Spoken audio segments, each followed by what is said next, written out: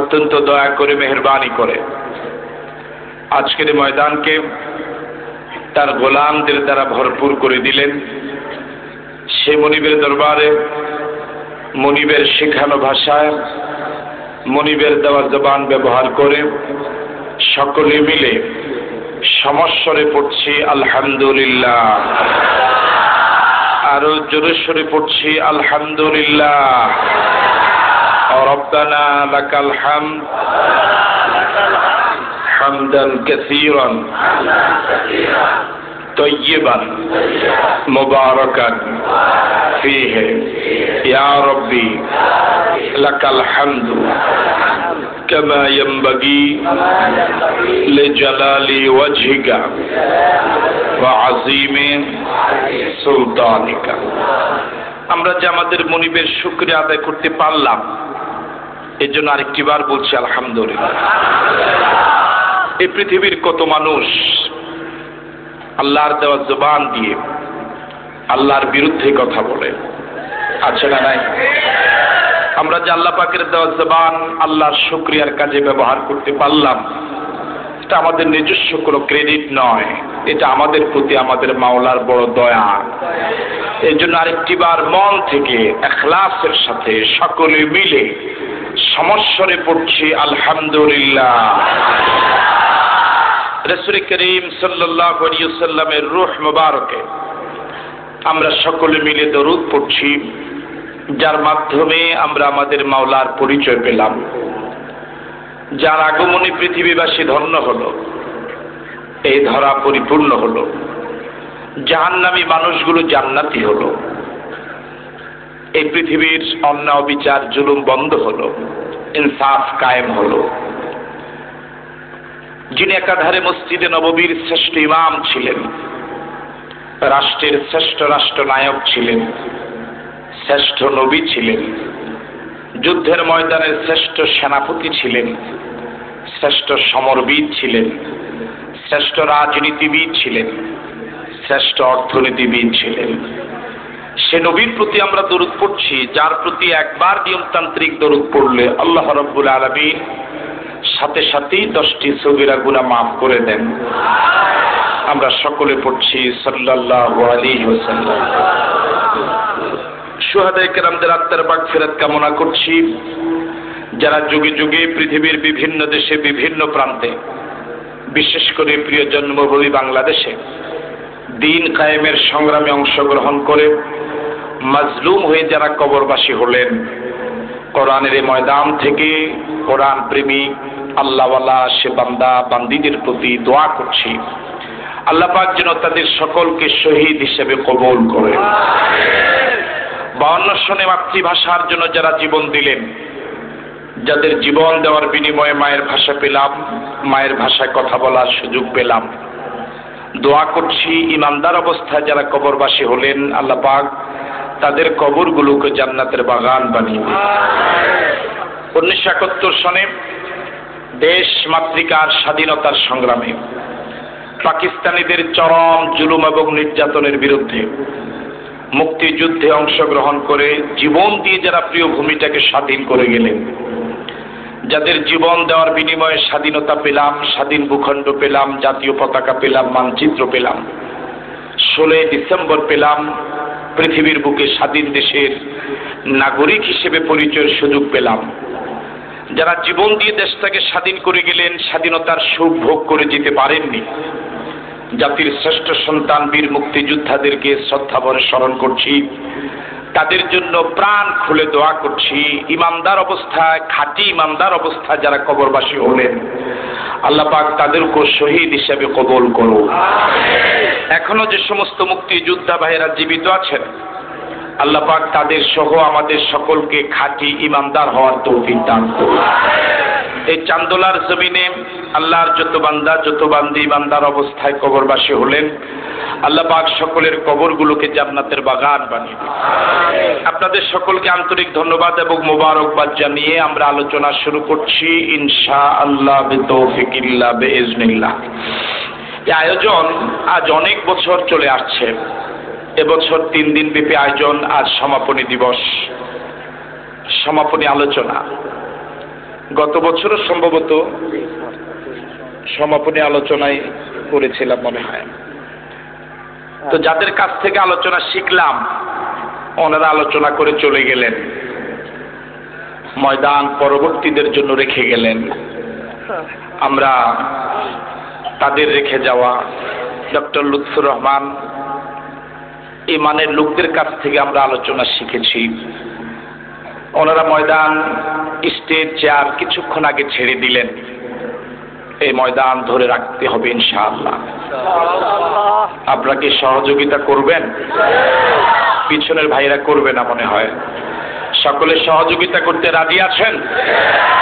খুব বেশি লম্বা সময় আলোচনা নয়, সমাপনী দিবসে আমরা সমাপনী আলোচনা সংক্ষিপ্তভাবে করি। আল্লাহর কাছে বিনয়ের সাথে চোখের পানি ছেড়ে দিয়ে আমরা বুক ফাটা আর্তনাদ করে এখান থেকে বিদায় হবে ইনশাআল্লাহ। যেহেতু তাফসীরুল কোরআন মাহফিল, সে লক্ষ্যে কোরআন মজিদ থেকে এটি সূরা আলোচনা করার, সূরার কিছু অংশ আলোচনা করার জন্য চিন্তা করেছি। অবশ্য আয়োজকরা আমাকে স্টেজে আসার আগে বিষয়টি বলেছেন, সূরাটি ওনাদের চিন্তা ছিল এমন সূরা আলোচনা করার। আমরা যে সূরাটি আপনাদের কাছে পেশ করার চিন্তা করছি সে সূরাটির নাম সূরাতুন নামলে। আয়াত সংখ্যা 93, রুকু 7, ক্রমিক নম্বর 27। রাসূল করিম সাল্লাল্লাহু আলাইহি সাল্লামের হিজরতের পূর্বে নাজিল হয়েছিল। এই জন্য সূরাটিকে তাফসীরে ভাষা বলা হয় মাক্কিয়া। আমি আরেকটিবার বলছি, সূরার নাম হচ্ছে সূরাতুল নামলে। আয়াত সংখ্যা 93, রুকু 7, ক্রমিক নম্বর 27। সূরাটি মাক্কি। জবাব পাওয়া যাবে? সূরার নাম আন-নামলে। বলেন, যাদের জবান আছে স্বতঃস্ফূর্ত ভাবে জবাব দিন। সূরাটির নাম আরেকবার। দানো ভাইরা কি বলে? আমার তো মনে হয় না। দানো ভাইরা কি বলতেছেন? সূরাটির নাম, আয়াত সংখ্যা কত, রুকু, ক্রমিক নাম্বার, মাক্কি না মাদানী? হিজরতের আগে নাজিল হয়েছে না পরে? আগে নাজিল হলে, পরে নাজিল হলে মাদানী। এবার বলুন তো, কোরআন মজিদের 27 নম্বর সূরার নাম কি? এর অর্থ হচ্ছে পিঁপড়া, পিপিলিকা, যেটা পৃথিবীর সব জায়গায় পাওয়া যায়। আপনারা যে জায়গায় বসে আছেন এর নিচেও সম্ভবত পাওয়া যাবে। আছেন আপনাদের পিছনে? আল্লাহ পাক পিঁপড়ার নামে সূরা নাজিল করলেন, বিশাল হাতির নামে সূরা নাজিল করলেন, মাকড়সার নামে সূরা নাজিল করলেন। কত বৈচিত্র্য এই কোরআন! আল্লাহু আকবার বলবেন। আয়োজকরা আসার আগে, স্টেজ উঠার আগে আমার কাছে প্রস্তাব দিয়েছেন, একদিন তাফসীর শুনে নাকি মজা পান না ওনারা, শ্রোতারা নাকি পায় না। ধারাবাহিকভাবে 3 দিনে আমাকে সময় দেওয়ার জন্য বলেছেন।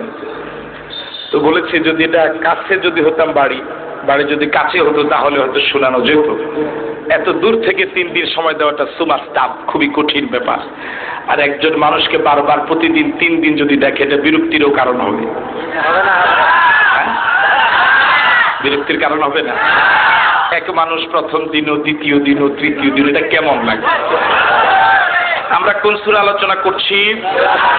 আরো জোরে বলেন তো। 93 আয়াত, বিশাল একটি সূরা। এই সূরাটি শুরু করে শেষ করা যাবে না। আমরা একটি অংশ থেকে আলোচনা করছি। 20 নম্বর আয়াত থেকে আমরা পড়ছি ইনশাআল্লাহ। অভিশপ্ত, বিতাড়িত মারদুদ শয়তান থেকে আল্লাহর কাছে পানাহ চাই। ওই আল্লাহর নামে শুরু করছি, যিনি রহমান, যিনি রহিম। আল্লাহ রাব্বুল আলামিন পৃথিবীতে যত নবী এবং রাসূল পাঠালেন, এর মাঝে একজন নবীর নাম হযরত সুলাইমান আলাইহিস সালাতু ওয়াস সালাম। উনি শুধু নবী নন, উনি দেশের বাদশাহ ছিলেন। রাজনীতি করেছেন? খুব আস্তে আওয়াজ দেন, মাইর আসতে পারে। কি আসবেন? মাইর আসবে না? যদি আসে উঠে যাবেন, পালাবেন, দৌড় দিবেন?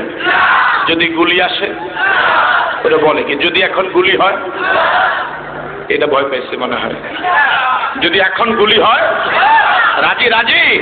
কারা কারা রাজি? 2 হাত তুলে দেখান তো দেখি।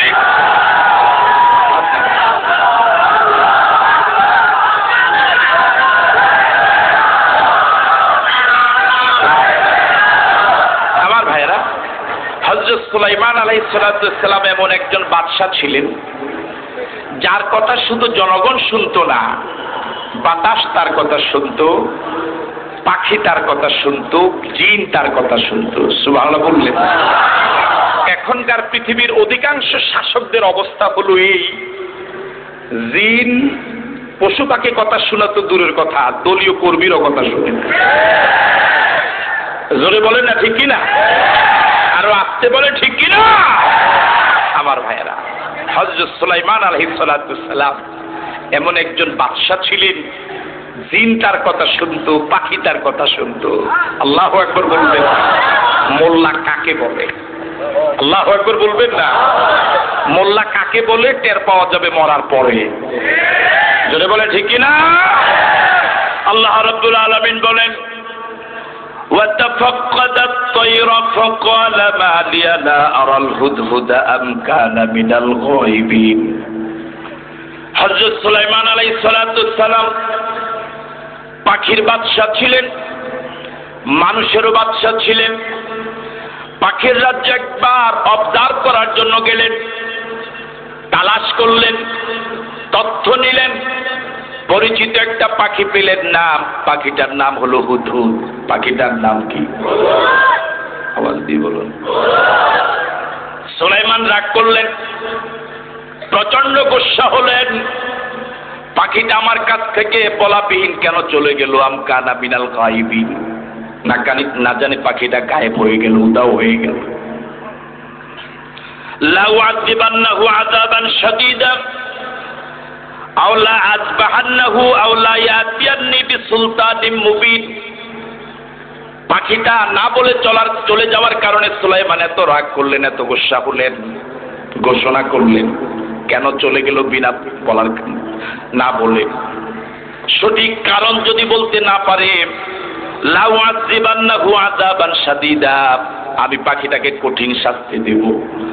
আও লা আযবাহান্নাহু, অথবা তাকে জবাই করে ফেলবো। আল্লাহু আকবার বলুন। এত গোসা হলেন, আমি বাদশা, আমাকে বলা ব্যতিরেকেও চলে গেল, আসপর্দা তো কম না। আমার কাছে কারণ দর্শাতে হবে, কেন গেল, কখন গেল, কি কারণে গেল। যদি সঠিক কারণ বলতে না পারে, আমি তাকে শাস্তি দিব কঠিন, এমন হতে পারে তাকে জবে করে ফেলবো। একটা পাখি রাষ্ট্রপ্রধানের অনুমতি ব্যতি রেখে চলে যাওয়ার কারণে রাষ্ট্রপ্রধান যদি এত গোসা হয়, কোন নাস্তিক অনুমতি ছাড়া দেশে ঢুকেছে, এটা কি পাগলও বিশ্বাস করবে? ওরা বলে না, দেখে কেউ বিশ্বাস করবে? অনুমতি আছে না নাই? আরো জোরে বল, আছে না নাই? কে ঢুকেছে, কারা অনুমতি দিয়েছে, একে পাবে অপরে পাবি। জোরে বলা ঠিক কিনা? এর পাওয়া যাবে কিছুদিন পরে ইনশাআল্লাহ। বাংলাদেশের জনগণ যেভাবে উঠাতে নাম জানে, নামাতেও জানে। জোরে বলে ঠিক কিনা? তবে উঠাইতে দেরি হয়, নামাইতে দেরি হয় না। এটার নাম বাংলাদেশ। বাংলাদেশের জনগণ কেমন, এটা অন্তত কিছুটা হলো পাকিস্তানিরা টের পাইছে। কথা বুঝেন নাই? পাকিস্তানিরা আমার মন বলে পৃথিবীর যে কোনো দেশের সাথে লাগলেও বাংলাদেশের সাথে লাগবে বলে আমার মনে হয় না। 71 সনে দেশের আবাল বৃদ্ধ বনিতা নারী পুরুষ যে শিক্ষা পাকিস্তানিদেরকে দিয়েছে, ওই জালেমদেরকে দিয়েছে, দ্বিতীয়বার বাংলাদেশের সাথে যুদ্ধ করবে এটা অন্তত আমি বিশ্বাস করি না। এটা সে আমার গর্বের দেশ বাংলাদেশ। আপনার কি একমত? আল্লাহ রাব্বুল আলামিন আমাদের সকলকে দেশ এবং মাতৃকার স্বাধীনতা হেফাজতের দায়িত্বে থাকার তৌফিক দান করুন বলে আমিন। আরো জোরে সরে বলে আমিন। فمكث غير بعيد فقال حتى بما لم تحط به وجئتك من سبأ بنبأ يقين। হযরত সুলাইমানের ঘোষণা দেওয়ার কিছুক্ষণ পরে পাখিটা চলে আসলো। পাখি এসে বলল, فقال حتى بما لم تحط به। সুলাইমান, আমার প্রতি রাগ করবেন না, গোসা হবেন না। আমি এমন এক তথ্য আপনাকে দিব যে তথ্য আপনার জানা নাই। হেরা হেরা আপনারা কর না কা বক্তৃতা দিলেন জোরে অংশ ভালো জোরে কর। فقال حتى بما لم تحط به সুলাইমান, আমি আপনাকে এমন এক তথ্য দিব যে তথ্য আপনার জানা নাই। আল্লাহু আকবার! কি বলে? এটা পাখি, কোনদিন মাদ্রাসায় পড়ে নাই, ডক্টরের ডিগ্রি নেয় নাই। ও তৎকালীন বিশ্বপ্রধান, রাষ্ট্রপ্রধান সুলাইমানকে বলছে, সুলাইমান, আমি আপনাকে এমন কিছু তথ্য দিব আপনার জানা নাই। নদীতে এমন কিছু পাওয়া যায় যা সাগরে পাওয়া যায় না। আমরা অনেক বড় আলেম তো মনে করি আমরা অনেক কিছু জানি, মক্তবেরও কিছুই জানে না। এরকম আছেন আমরা? জোরে বলেন, এরকম আছি না? এমনও হতে পারে আপনি মুফতি মুহাদ্দিস, আমি কিছুই জানি না, মক্তবের একটি স্যার আমার থেকে অনেক বেশি জানে। অন্যকে সম্মান করুন। আপনার হয়তো স্যালারি 50,000 টাকা এক ওয়াজে, আরেকজন হয়তো 10,000 টাকা। এই জন্য 50,000 টাকার লোকে 10,000 টাকা লোকের কি দেয় না? ছোট মানুষ, কি বক্তা। আল্লাহ আমাদের সকলকে অন্যকে মর্যাদা দেওয়ার মতো রুচিবোধ তৈরি করে দেখ বলি। আরো জোরে শ্রী বলি আমিন। এলেমের অহংকার নয়, বিদ্যা বুদ্ধির অহংকার নয়, সব অহংকার বালিকা বলা। আমাদের কি আছে? কে চিন্তা বড় স্রষ্টা পিঠে? কে জানতো তার নাম? সবকিছুর মালিক কে? আরো জোরে বলেন কে? এবার পাখিরা বলছে, সুলাইমান শোনো, ওয়াজিতুকা মিন সাবাইন বিনাবাই ইয়াকিন, আমি সাবা অঞ্চলে গিয়েছিলাম। ওয়াজিতুকা মিন সাবাইন বিনাবাই ইয়াকিন, সাবা অঞ্চলের তথ্য আপনার জানা নাই, আমি সাবা অঞ্চলের সঠিক তথ্য আপনার কাছে বয়ান করব। সুবহানাল্লাহ। আমি সাবা অঞ্চলের সঠিক তথ্য নিয়ে আপনার কাছে এসেছি, এবং তথ্য যেটা ইয়াকিন, একেবারে বিশ্বাসযোগ্য। যে পাখির পরকাল নাই, যে পাখির জন্য জান্নাত জাহান্নাম নাই, যে পাখির আমলনামা প্রতিদিন প্রতি মুহূর্ত লেখা হয় না, যে পাখির আমলনামা ডান হাত বাম হাতে দেওয়ার কোনো ব্যবস্থাপনা নাই, যে পাখির বিচার ফয়সালা পরকালে হবে না, ওই পাখিও অসত্য তথ্য পৃথিবীর কারো কাছে দেয় না। অথচ পৃথিবীর শ্রেষ্ঠ মানুষ মাখলুকাত, আশরাফুল মাখলুকাত মানুষ, যার প্রতিটি মুহূর্তের কর্মতৎপরতা রেকর্ড হয়, যার আমলনামা লিখিত হয়, যার পরকালে বিচার হবে, যার জন্য জান্নাত রয়েছে জাহান্নামও রয়েছে, এমন মানুষ অধিকাংশ সময় শুধু মিথ্যা কথা বলে। আরো জোরে বলে ঠিক না? আমাদের দেশের কত সাংবাদিক সত্য সংবাদ দেয় না, শুধু মিথ্যা সংবাদই প্রচার করে। আর মিথ্যা সংবাদগুলো বেশি প্রচার হয় আলেমদের বিরুদ্ধে, ইসলামী আন্দোলনের বিরুদ্ধে, ইসলামী একামতের দ্বীনের কর্মীদের বিরুদ্ধে। এই হাজারো জনতা তাদের নজরে পড়ে না, 10-15 জনের চিল্লানি তাদের কান চালাফালা হয়ে যায়। যারা বলে ঠিক না, একটু আগে এদের চোখ বন্ধ হয়ে যেতে পারে, এদের জবান বন্ধ হয়ে যেতে পারে। সে আল্লাহ আছে না নাই? একজন নিরপরাধ মানুষের বিরুদ্ধে 4000 পৃষ্ঠার মিথ্যা রচনা, এটা কি জিনে লিখেছে না মানুষ লিখেছে? বিচার কি আল্লাহ করবে না? আরো জোরে বলেন করবে না? এই দিন নয়, দিন কিন্তু আরো আছে, দিন আরো আছে। এত লাভ দিয়েন না, নিচে কিন্তু নামা লাগবে। লাগবে না? আপনার একটু বেজার বেজার লাগে, নামা লাগবে না? আপনার নাম কি? খানস। উনি লাভ দিয়ে উঠলো 10 হাত, আমি উঠলাম 3 হাত। উনি নিচে নামা লাগবে? কিরে ভাই, নামা লাগবে না? উনি বেশি উঠলো না আমি বেশি উঠলাম? কয় হাত? 3 গুণ থেকেও বেশি। উনি হয়তো আমার একটু পরে নামবে, কিন্তু নামা শিওর। জোরে বলে ঠিকই না? হয় 21 সনে, না হয় 41-এ, না হয় 61, না হয় 71, না হলে 2000, কিন্তু নামা শিওর। জোরে বলে ঠিকই না? আমি একটু কম উপরে উঠেছি, আমি একটু দ্রুত নামবো, উনি একটু দেরিতে নামবে। তবে উনি যেহেতু বেশি উপরে উঠেছে, উনি যদি একবার নিচে নামে, হাত পাও এমন ভাবে ভাঙবে, ওনার মিশন হাসপাতালও রিসিভ হবে না। জোরে বলো ঠিক কিনা? ইন্নালিল্লাহ পড়ার মতো লোক পাওয়া যাবে না, জানাজা হওয়ার সম্ভাবনা নয়। সুতরাং বেশি উপরে উঠলে বেশি বিপদের সম্ভাবনা। আল্লাহ আমাদেরকে হেফাজত করুন। আরো জোরে বলি আমিন। আল্লাহ রাব্বুল আলামিন বলেন, ইন্নী ওয়াজাদতু ইমরাআতান তামলিকুহুম ওয়া উতিয়াত মিন কুল্লি শাই। পাখি হযরত সুলাইমানের কাছে, হুদহুদ হযরত সুলাইমানের কাছে সাবা অঞ্চলের রিপোর্ট পেশ করছে, বলছে সুলাইমান, ইন্নী ওয়াজাদতু ইমরাআতান, মনোযোগ আছে, সাবা অঞ্চলে গেলাম, একজন রমণীকে পেলাম। ইন্নী ওয়াজাদতু ইমরাআতান, একজন নারীকে পেলাম। ওলামায়ে কেরাম, ইমরাআতুন অর্থ পুরুষ না নারী? নারী। শিওর? তবা শিওর? তবা শিওর। শিওর? তবা শিওর। সমস্যা নাই তো? না। অনুবাদ সঠিক আছে তো? সঠিক। ইন্নী ওয়াজাদতু ইমরাআতান, সাবা অঞ্চলে আমি একজন মহিলাকে পেলাম। অনুবাদ ঠিক আছে? তামলিকুহুম, ওই মহিলা তাদের বাদশা। ও বলে মিলছে, আমি বলছি কথা। ইন্নী ওয়াজাদতু ইমরাআতান, সাবা অঞ্চলে আমি একজন মহিলাকে পেলাম। তামলিকুহুম, ওই মহিলা তাদের মালিক, ওই মহিলা তাদের বাদশা, ওই মহিলা রাষ্ট্রপ্রধান, সরকার প্রধান। ইয়াসজুদুনা ওয়া উতিয়াত মিন কুল্লি শাই, ওই মহিলা রাষ্ট্রপ্রধান, শুধু তাই নয়, ওয়া উতিয়াত মিন কুল্লি শাই, দুনিয়ার যত সম্পদ আছে, দুনিয়ার যত চাকচিক্য আছে সব তাকে দেওয়া হয়েছে। টাকার অভাব নাই, বিমানবন্দরগুলো স্বর্ণের কারখানা। যদি বলেন ঠিক কিনা? ওয়া উতিয়াত মিন কুল্লি শাই, দুনিয়ার সব কিছু তাকে দেওয়া হলো। টাকার অভাব নাই, ক্ষমতার অভাব নাই, চেহারা পুরো হয়ে গেল মনে হয় জোয়ান। ঠিক আছে কথা? ওয়ালাহা আরশুন আযীম, শুধু টাকা পয়সা নয়, ওয়ালাহা আরশুন আযীম, তার এক বিশাল অট্টালিকাও আছে, বিশাল ভবন।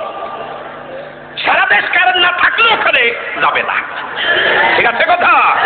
ওয়ালাহা আরশুন আযীম, বিরাট এক অট্টালিকা, এক চাকচিক্যপূর্ণ সৌন্দর্যমণ্ডিত, দৃষ্টিনন্দন, তাসরুর নাযিরিন, দর্শক মণ্ডিত এক বিশাল অট্টালিকা। আল্লাহু আকবার বলুন। খোদাদ্রোহী, ইসলাম বিরোধী, পরকাল বিমুখ যত রাষ্ট্রপ্রধান পৃথিবী থেকে গিয়েছে, সব রাষ্ট্রপ্রধানের চিত্র এমন।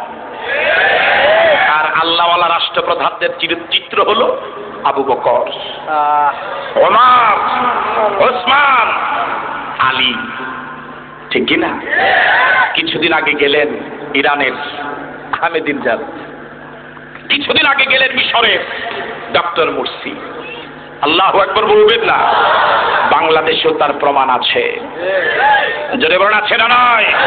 5 বছরে পৃথিবীর যত অত্যাধুনিক যন্ত্র আছে, গোয়েন্দা রিপোর্ট আছে, সকল রিপোর্ট লাগানো হয়েছে, 1 টাকা নয়, 1 পয়সার দুর্নীতি পাওয়া যায় না। এরা দেশের সম্পদ। বলে না কা?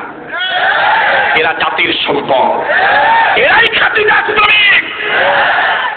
এদেরকে সেলুট করা উচিত, ফুলের মালা দিয়ে বরণ করা উচিত। একদিন আসবে ইনশাআল্লাহ। ওয়ালাহা আরশুন আযীম, তার এক বিশাল অট্টালিকা। সরকার প্রধান ছিলেন আবু বকর সিদ্দিক রাদিয়াল্লাহু তাআলা আনহু।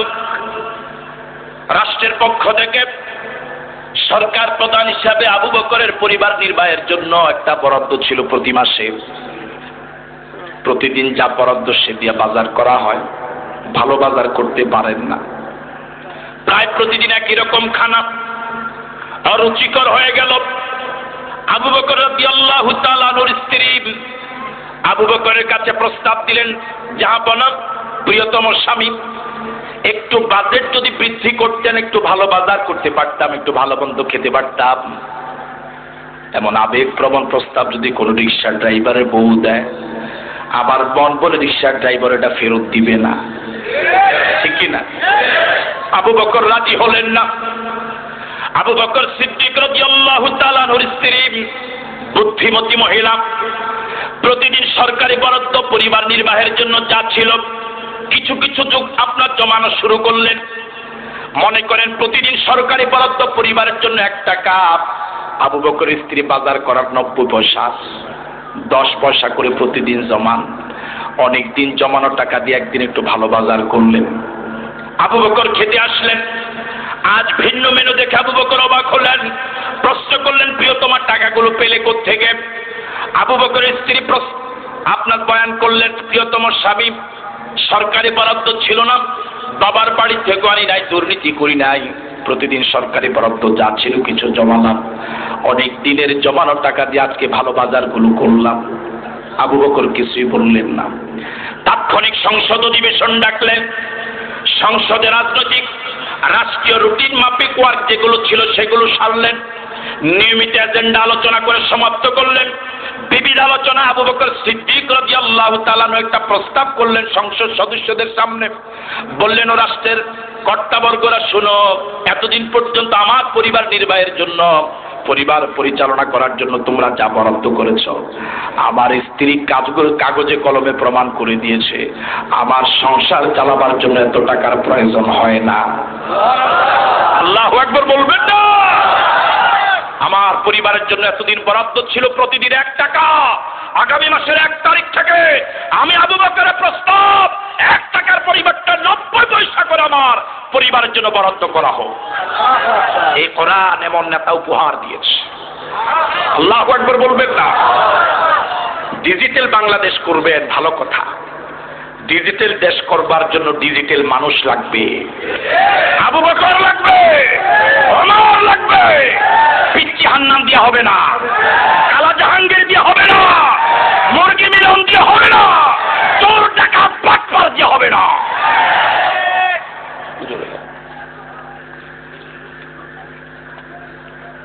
কিছুদিন আগে বাংলাদেশে, গত কয়েক বছর আগে, এক ফার্স্ট লেডি, ওনার স্বামী যখন ক্ষমতা হারালো, পত্রিকা দেখলাম 1500 জোড়া শুধু জুতা পাওয়া গেছে ওই ফার্স্ট লেডির। কয়শো জোড়া? নিজের টাকা না জনগণের টাকা? ভাইরা বিশ্বাস করুন, 71 সালে দেশটা স্বাধীন কেন হলো? 71 সালে দেশটা স্বাধীনতার পিছনে সবচেয়ে বড় কারণ হলো পাকিস্তানিরা আমাদের দেশটাকে লুটে পুটে খেয়েছে। ঠিক কিনা? অর্থনৈতিক দিক থেকে, রাজনৈতিক দিক থেকে, সামাজিক দিক থেকে, সাংস্কৃতিক দিক থেকে লুটে পুটে খেয়েছে দেশটাকে। এদেশের মানুষেরা মাজলুম হতে হতে, জুলুমের শিকার হতে হতে পিঠ দেয়ালে থেকে গেল। মানুষ অস্ত্র হাতে নিল, ওদেরকে তাড়ালো। 71-এর আগে দেশ খাইছে পাকিস্তানিরা, এখন খায় মোল্লারা, এখন খায় হুজুররা, এখন লুটে পুটে খায় কারা? এখন যারা লুটে পুটে খায় ওরাও পাকিস্তানি রাজাকার, ওরা পাকিস্তানের দালাল, ওরা দেশের দুশ্মন, ওরা জাতির শত্রু, ওদের প্রকাশ্যে ফাঁসি হওয়া দরকার।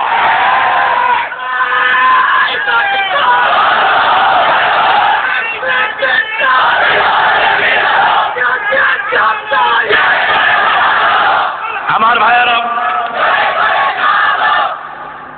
ওই রানীর অর্থনৈতিক অবস্থা গেল, এবার তার ধর্মীয় অবস্থা। মনোযোগ আছে তো আপনাদের? এভাবে আলোচনা করলে আর আধা ঘন্টার সময় পাওয়া যাবে তো? আর 35 মিনিট,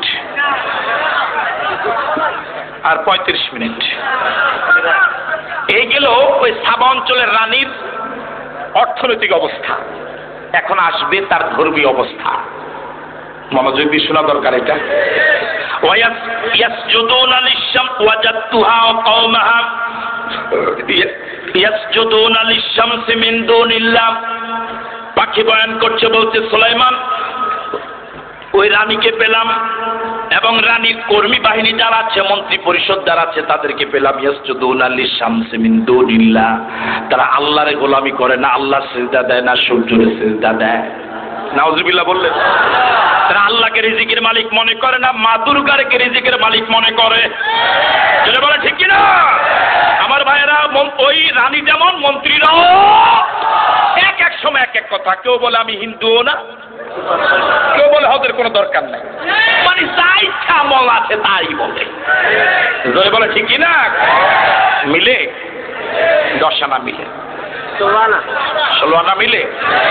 ইয়াসজুদুনা লিশ-শামসি মিন দুনিল্লাহ। ওরা আল্লাহকে গোলামি করে না, ওরা আল্লাহর আইন মানে না, আল্লাহর বিধান মানে না। প্রয়োজন যখন তখনই আপনার কিছু একটা ড্রেস চেঞ্জ করে, ইয়াসজুদুনা লিশ-শামসি মিন দুনিল্লাহ, ওরা আল্লাহর গোলামি করে না, ওরা সূর্যের গোলামি করে, ওরা রিজিকের মালিক মা দুর্গাকে মনে করে। আমরা একটু সামনে গিয়ে বলি, ক্বালা সানানজুরু আসাদাকতাম কুনতা মিনাল কাযিবিন। ওই পরীক্ষা নিরীক্ষা ছাড়া এমন এক দুর্লভ তথ্য সুলাইমান বিশ্বাস করে নাই। আল্লাহু আকবার বলবেন না?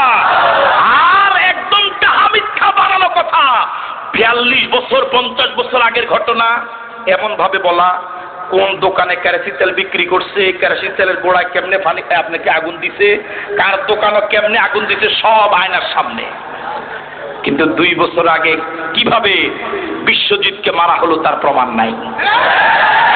বলে ঠিক কিনা? 2 বছর আগের তথ্য যাদের জানা নয়, 50 বছর আগের তাদের দেওয়া তথ্য শুধু মিথ্যা নয়, পৃথিবীর সর্বশ্রেষ্ঠ মিথ্যা।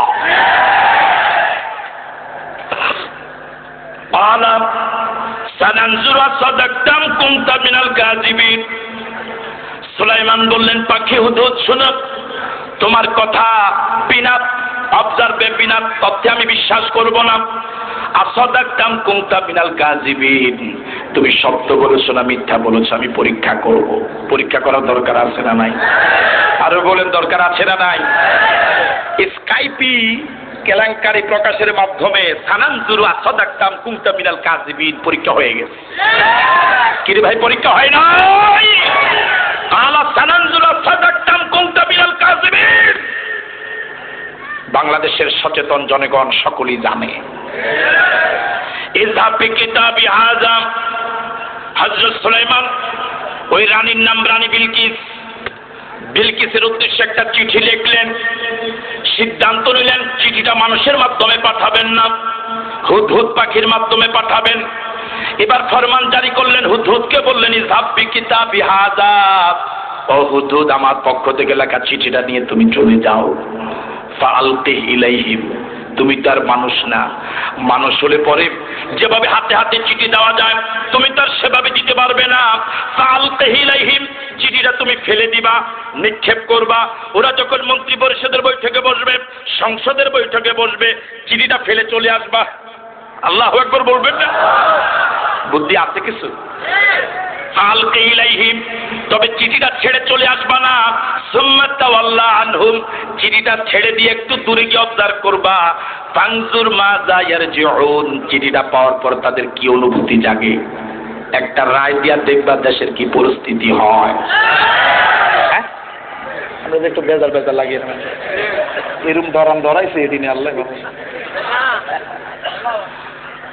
সুম্মা তাওয়াল্লা আনহুম, চিঠিটা ফেলে দিয়ে একটু দূরে সরে আসবা, গভীর ভাবে অবজার্ভ করবা। ফানজুর মাজা ইয়ারজিউন, চিঠিটা পাওয়ার পরে ওই দেশ স্থাবাঞ্চলের রানী এবং তার মন্ত্রী পরিষদের প্রতিক্রিয়া কি হয়, তাদের চেহারা কেমন হয়, কি মন্তব্য তারা করে, কয়দিনের কর্মসূচি ঘোষণা করে, একটু খেয়াল করবা।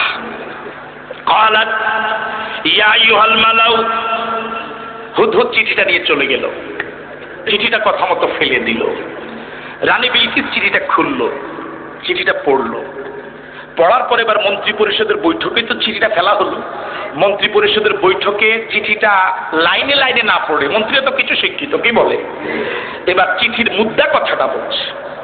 ক্বালাত, রানী বিলকিস বলছে, ইয়া আইয়ুহাল মালাউ ইন্নী উলকিয়া ইলাইয়া কিতাবুন কারীম, শোনো আমার কাছে এক সম্মানিত চিঠি পাঠানো হয়েছে।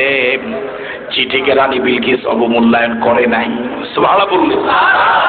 ইন্নী উলকিয়া ইলাইয়া কিতাবুন কারীম, আমার কাছে এক সম্মানিত চিঠি পাঠানো হয়েছে। আল্লাহু আকবার। বলুন তো দেখি, রানী বিলকিসের সাথে সুলাইমানের ধর্মের মিল আছে? পীরের মিল আছে? আকীদার মিল আছে? দলের রানী বিলকিস ওই চিঠিটাকে মূল্যায়ন করেছেন, অবমূল্যায়ন করেছেন। আর বর্তমানে বাংলাদেশে টুপির মিল নাই, পীরের মিল নাই, তো মনেরও অবস্থাটা কি এরকম নয়? অবস্থাটা কি এরকম নয়? আল্লামা শাইখুল হাদিস মরহুম আজিজুল হক যখন গ্রেফতার হলেন, সারা বাংলাদেশের টেকনাফ থেকে তেতুলিয়া একজন কোরআনের বুলবুলি সারা দেশ চষে বেরিয়েছিলেন তার ব্যাপারে। কিন্তু কোরআনের সেই বুলবুলি যখন মাজলুম হলেন, ওদের পক্ষ থেকে একটা বিবৃতি পাওয়া গেল না।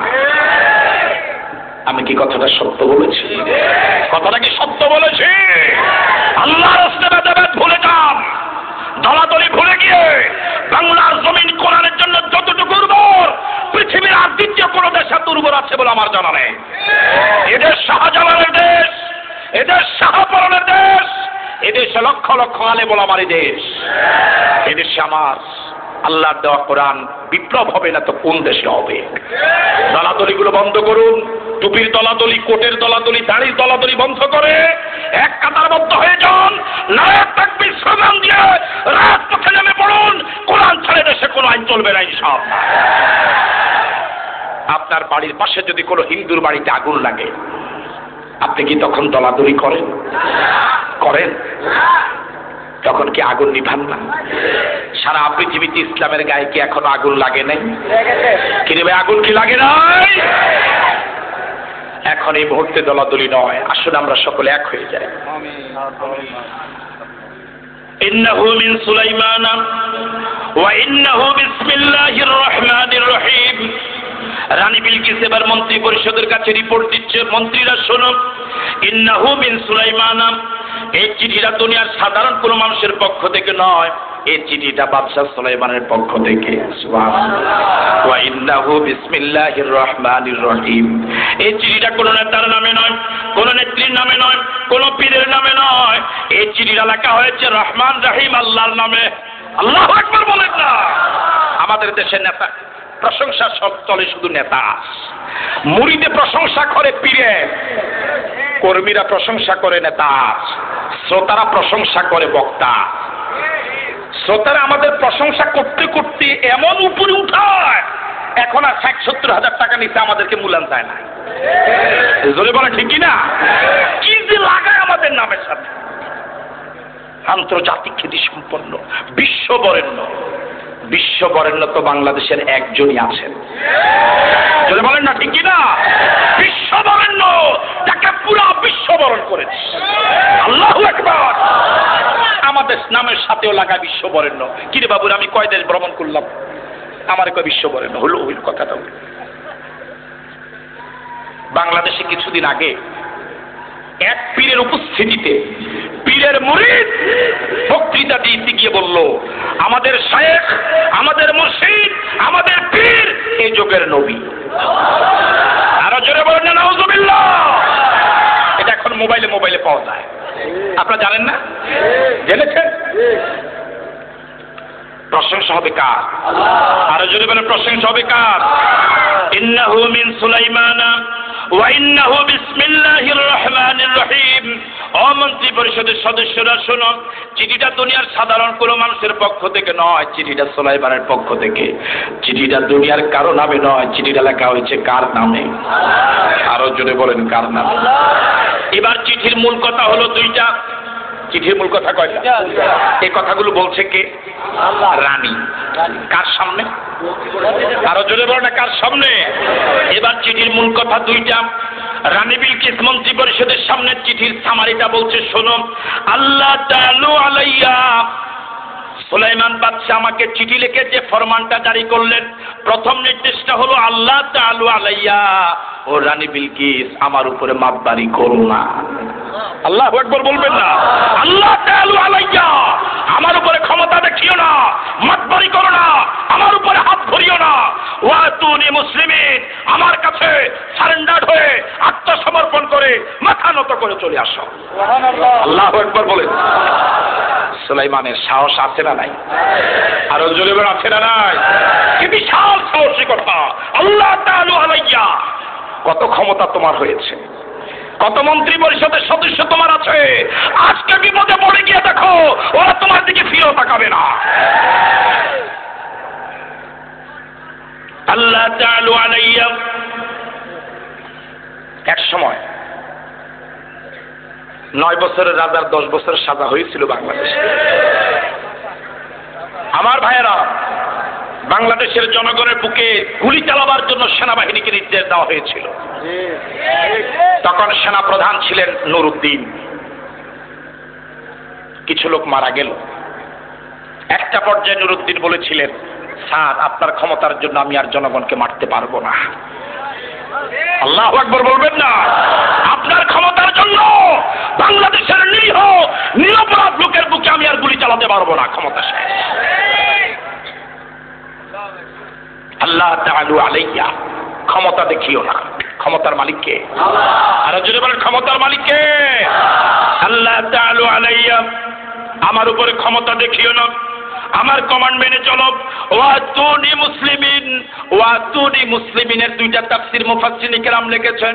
প্রথম তাফসীর হলো আমার আনুগত্য স্বীকার করে চলে আসো, আমার বশ্যতা স্বীকার করো। দ্বিতীয় তাফসীর হলো ওয়াতুনি মুসলিমিন, ওরানে বিলকিস, আমার কাছে তো আসতেই হবে, তবে কাফের অবস্থা আসার সুযোগ নাই, মুসলমান হয়ে চলে আসো। ক্বালাত ইয়া আইয়ুহাল মালাউ, রানী বিলকিস চিঠির সামারি, চিঠির মূল কথাটা মন্ত্রী পরিষদের সামনে উপস্থাপন করে এবার মন্ত্রীদের কাছে পরামর্শ চাচ্ছে। শুনবেন তো?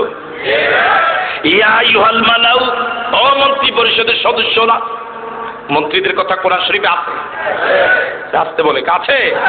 ইয়া আইয়ুহাল মালাউ, ও মন্ত্রী পরিষদের সদস্যরা, আফতুনি ফি আমরি, আমার এই কঠিন সমস্যায় তোমরা পরামর্শ দাও। কারণ সুলাইমান যে ফরমান জারি করেছে, যদি তার কথার উপর আমি কথা বলি, ক্ষমতা দেখাই, তাহলে আমার কি আর? জনগণ যেভাবে খেপছে, এই কঠিন পরিস্থিতি কিভাবে মোকাবেলা করা যায়, আফতুনি, তোমরা আমাকে কি দাও? পরামর্শ দাও। তার কারণ তোমাদের পরামর্শ ছাড়া আমি সামনে আগাইতে পারবো না। ঠিক আছে কথা? আফতুনি ফি আমরি, ও মন্ত্রী পরিষদের সদস্যরা, আমি একটা কঠিন পরিস্থিতিতে পড়ে গেলাম। পুরা দেশের জনগণ খেপে গেল, সুলাইমান খেপে গেল, মানুষ শুধু গালিগালাজ করে, মানুষ শুধু থুতু মেলা। জোরে বলে ঠিক কিনা? আরো জোরে বলে ঠিক কিনা? পুরা দেশের জনগণ যেভাবে খেপে গেল, আফতুনি ফি আমরি, আমার এই বিষয়ে তোমরা আমাকে ফতোয়া দাও, আমার এই বিষয়ে তোমরা আমাকে পরামর্শ দাও। কেন তোমাদের কাছে পরামর্শ চাইলাম? মা কুনতু কাতিয়াতান আমরান হাত্তা তাশহাদুন, এই পর্যন্ত কোনো সিদ্ধান্ত আমি নেই নাই যে সিদ্ধান্তে তোমরা উপস্থিত ছিলা না। তার মানে এ পর্যন্ত যত সিদ্ধান্ত নিয়েছি তোমাদের পরামর্শই নিয়েছি। সুতরাং এই কথা বলার কোনো সুযোগ নাই, আমরা জানি না। জোরে বলো ঠিক কিনা? প্রত্যেকটা জুলুমের কড়ায় গন্ডা হিসাব হবে ইনশাআল্লাহ। এবার মন্ত্রী পরিষদের সদস্যরা জবান খুলছে, দেখুন কত সুন্দর কথা তারা বলে। এতক্ষণ বলেছে রানী, কাদের সাথে? এবার কথা বলছে মন্ত্রীরা। মন্ত্রীদের কথা শুনবেন। আজ থেকে হাজার হাজার বছর আগে রাষ্ট্র পরিচালনা করেছে মন্ত্রীরা। ওই মন্ত্রীদের চরিত্র কত বাজে, কত খারাপ, একটু শুনুন। বলো, এবার মন্ত্রী পরিষদের সদস্যরা বলছে, নাহনু লুকুয়া, অজাবনা, রানী বাদশাহ, নাহনু লুকুয়া, আমরা প্রচন্ড শক্তিশালী জাতি, ওয়া উলু বাসিন শাদীদ, আমরা প্রচন্ড যোদ্ধা, মারামারি লাগলে আমাদেরকে কইয়েন।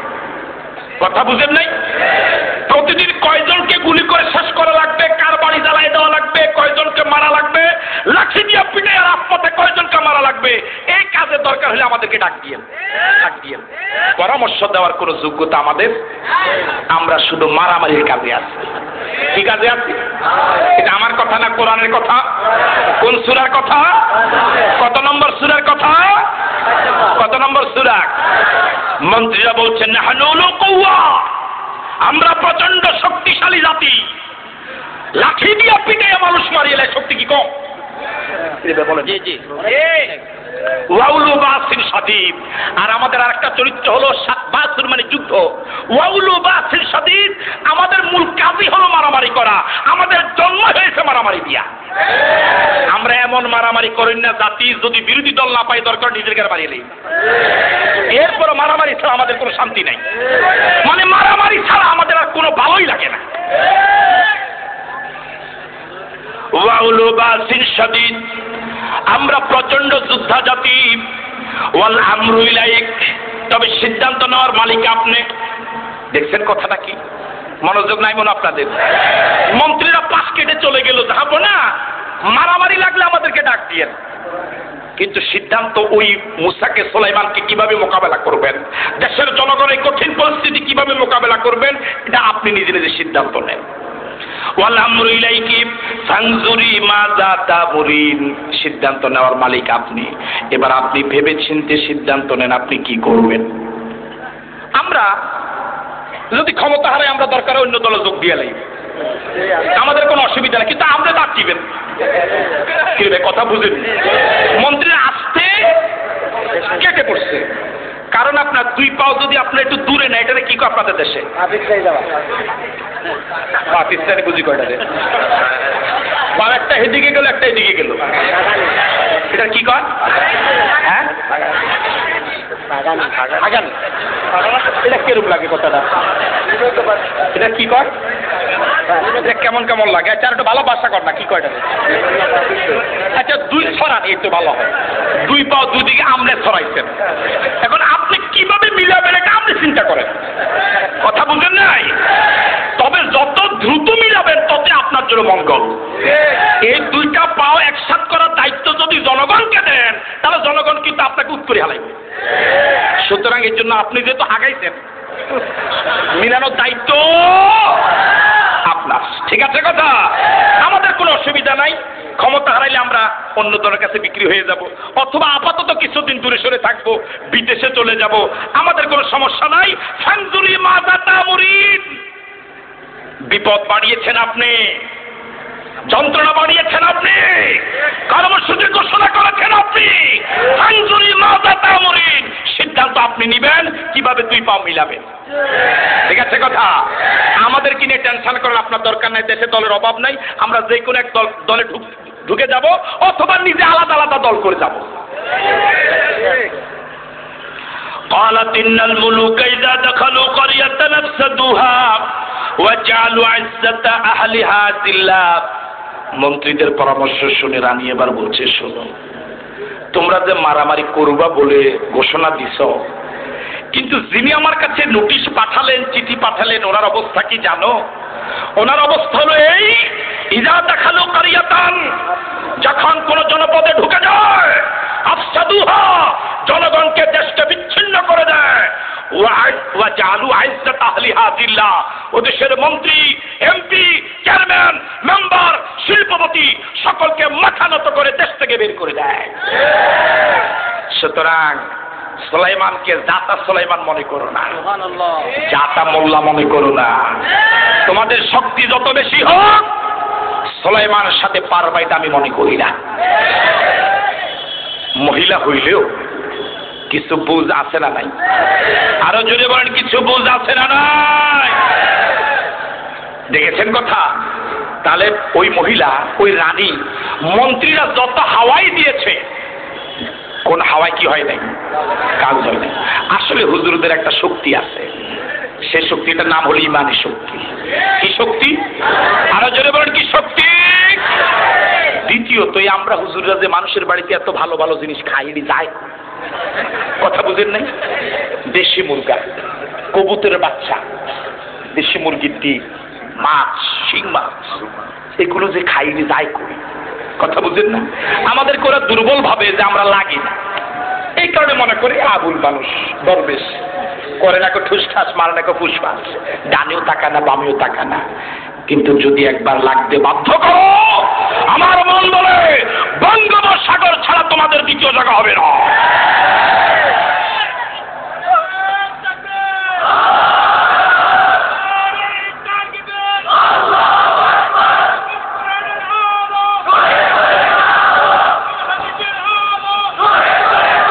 আমার ভাইয়েরা, রানী বিলকিস এবার বিকল্প একটা প্রস্তাব দিল, ওয়াইন্নী মুরসিলাতুন ইলাইহিম বিহাদিয়াতিন ফানাজিরাতুন বিমা ইয়ারজিউল মুরসালুন। ও মন্ত্রী পরিষদের সদস্যরা যে প্রস্তাব দিয়েছে, প্রস্তাব আমি একমত না। আমার মন বলে সুলাইমানের সাথে তোমরা মারামারিতে পারবা না। আপনারা কি এর সাথে একমত? আমার তো মন বলে বর্তমান পৃথিবীতে ইসলাম বিরোধী ভূমিকা যারা আছে, ইসলামী আন্দোলন আল্লাহওয়ালা নবীওয়ালাদের সাথে, তারা তো দূরের কথা, বৈধ লাইসেন্সধারীদের শেল্টার যদি না পায়, তারা রাস্তা নামার সাহসও পাবে না। বিশর তার প্রমাণ। তুরস্ক তার প্রমাণ। কথা বুঝেন নাই? ওদেরকে যদি ওই দেশের সরকার যদি শেল্টার না দেয়, আল্লাহর কসম ইসলাম বিরোধীরা ইখওয়ানুল মুসলিমের সাথে রাস্তা নাম্বার সাহসও পাবে না। ওয়া ইন্নী মুরসিলাতুন ইলাইহিম বিহাদিয়া।